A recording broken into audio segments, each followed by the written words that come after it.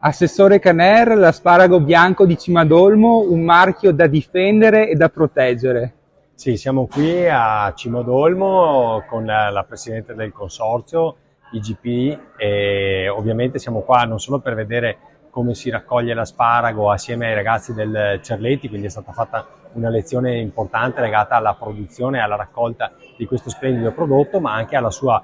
promozione, e quindi oggi volevo essere con i ragazzi per spiegare anche l'importanza della difesa del marchio IGP e dell'importanza da parte di tutti i produttori di certificarsi. Questo è fondamentale non solo per la qualità del prodotto, ma anche per proteggerlo anche, diciamo, dagli assalti della grande distribuzione, che a volte, insomma, vuole acquistare il prodotto non certificato, strozzando i produttori, che a volte, insomma, sono costretti a vendere il prodotto sotto costo. Grazie.